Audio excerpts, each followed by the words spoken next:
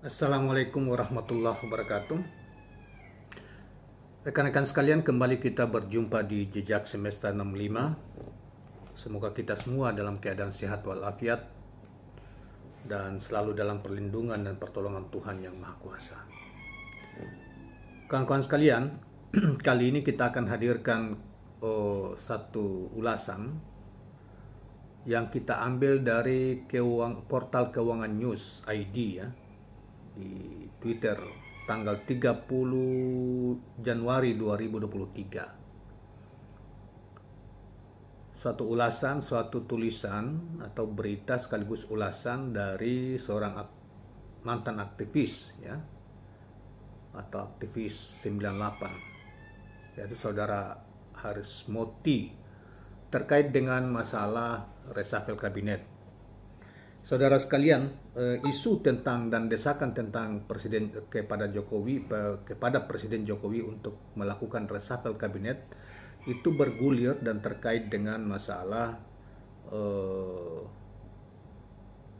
pencapresan Anies Rashid Baswedan oleh Partai Nasdem, karena dianggap Nasdem bagian dari koalisi pemerintah Jokowi yang banyak diduga, banyak opini bahkan desakan ya, opini desakan maupun pembelaan yang dikaitkan bahwa Anies bukanlah bagian dari pemerintahan Jokowi, dan bahkan dianggap menjadi bagian dari antitesa dari sisi kepemimpinan Jokowi, sehingga ketika Nasdem ingin mencalonkan atau mendeklarasikan Anies sebagai bakal calon presiden pada pemilu 2024 yang akan datang, Nasdem dianggap offside atau tidak mengikuti semacam bukan bagian dari kelompok ya, atau melanggar semacam etika yang sebagaimana etika ini, kata ini sering dipakai oleh berbagai partai pemerintah yang lalu yang menyerang Nasdem. Dan rupanya tentang isu tentang reshuffle kabinet itu, walaupun sudah ada itu belum reda, walaupun sudah ada pertemuan antara Ketua Umum Partai Nasdem Surya Paloh dan Presiden beberapa waktu yang lalu di bulan Januari ini. Tetapi rupanya masih pro kontra. Ada yang mengatakan reshuffle itu tidak akan terjadi karena sudah terjadi pertemuan itu. Ada yang mengatakan akan tetap terjadi seperti yang dikemukakan oleh Sekjen Partai Indonesia Perjuangan, Hasto Kristianto, dan dia mengatakan bahwa mungkin pada awal Februari depan, pada hari Rabu Kliwon, dalam kepercayaan orang Jawa tentunya ya. Nah, dan walaupun begitu dia tidak terlalu yakin karena dia menyerahkan sepenuhnya kepada presiden. Cuma salah satu partai yang getol mendesak presiden melakukan reshuffle terhadap reshuffle kabinet, terutama mengevaluasi portofolio kementerian yang dipegang oleh kader-kader Partai Nasdem. Nah, kali ini saudara sekalian, ada pandangan lain dari saudara Haris Moti yang intinya mengatakan bahwa kekuasaan presiden semakin lemah dan tidak mungkin itu dilakukan untuk reshuffle, karena kalau dia mereshuffle Nasdem itu akan semakin memperlemah, mereshuffle kabinet itu semakin memperlemah posisi tawar presiden, yang posisi politik ya presiden. Baiklah saudara-saudara kalian, kita coba ingin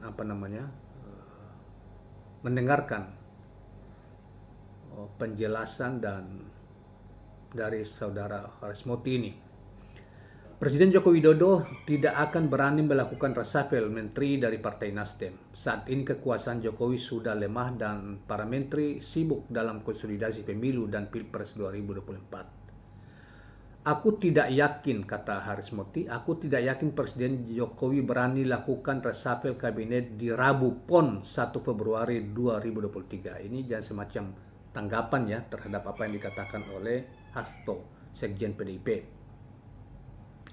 Kekuasaannya yang sedang powerless, atau kekuasaan semakin berkurang atau hilang ya. Pasca pidato Ketua Umum PDIP Perjuangan Soekarno Putri, kata aktivis petisi 28 petisi 28 Haris Ruslimoti kepada Suara Nasional Kom Ahad 29 Januari 2023. Jokowi lebih memilih selamatkan dirinya dan keluarganya pasca pergantian kekuasaan, ungkapnya.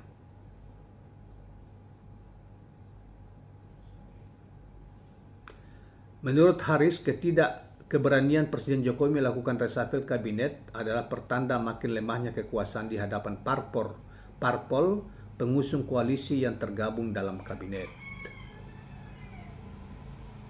Ya, saya juga tidak yakinnya ada reshuffle kabinet karena apalagi Pak Jokowi itu sebetulnya membutuhkan Nasdem ya, membutuhkan Pak Surya Paloh, karena dengan pidato Bu Mega pada tanggal 10 Januari 2023 yang lalu di hari ulang tahun PDIP yang ke-59 jelas bahwa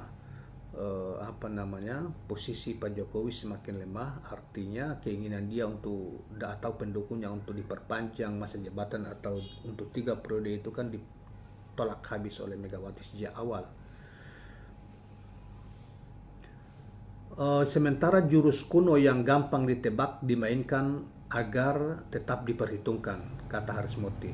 Selain itu, ia mengatakan dalam menghadapi perubahan tatanan global pasca COVID-19, perang Rusia dan Ukraina serta revolusi digital yang mengakuisisi negara-negara ke dalam dunia bentuk baru, dibutuhkan adalah sistem dan pemimpin dengan komitmen Soekarno. Ya, komitmen Soekarno di tanda petik apa maksudnya kita tidak tahu uraian berikut ini ya, untuk bangsa-bangsa di dunia. Jika tak muncul pemimpin dan kepemimpinan yang kapasitas dan karakternya support atau kompatibel dengan tatanan dunia yang dikehendaki situasi saat ini, maka menutup kemungkinan kita akan mengarah pada situasi pasca Indonesia 1945. Medan mental dan karakter bangsa yang rusak di tengah proyek fisik tak support dengan cita-cita, pungkasnya. Nah, inilah pandangan resolusi terkait dengan reshuffle, serta ada pandangan bahwa secara tersirat ya bahwa apa yang dilakukan di bawah kepemimpinan Pak Jokowi yang penuh dengan glamor fisik ya, dengan utang yang banyak, kemudian untuk pembangunan fisik, itu tidak sesuai dengan cita-cita proklamasi ya, yang mencerdaskan kehidupan bangsa, mensejahterakan bangsa, dan lain sebagainya. Itu tidak sejalan dengan itu. Nah, karena itu diperlukan pemimpin depan di masa yang akan datang, seorang pemimpin untuk yang bisa kompatibel dengan perkembangan zaman saat ini, di tengah perang Ukraina dan Rusia, di tengah kemajuan teknologi informasi yang begitu cepat ya, yang merubah tatanan dunia, diperlukan pemimpin yang bersemangat seperti Bung Karno, atau pemimpin yang kompatibel dengan zamannya. Dan itu kemudian itu dikaitkan dengan misalnya dikaitkan dengan perkembangan zaman saat ini. Nah, karena itu Pak Jokowi, kembali ke soal Pak Jokowi, dianggap sudah posisi tawar politiknya semakin melemah, dan itu dia tidak akan berani melakukan reshuffle perombakan kabinet pada bulan Februari, awal Februari, sebagaimana diharapkan ya oleh Hasto Kristianto, Sekjen PDIP. Jadi demikianlah kawan-kawan sekalian pandangan dari Haris Ruslimoti. Moti ini adalah tempat kampung kelahirannya, sebenarnya dari Ternate sana, di pulau kelahiran, pulau namanya pulau, bukan nama kampung, nama pulau, yaitu Pulau Moti di dekat Ternate, Provinsi Maluku Utara. Terima kasih kawan-kawan sekalian, jangan lupa subscribe, like, dan share channel ini. Assalamualaikum warahmatullahi wabarakatuh.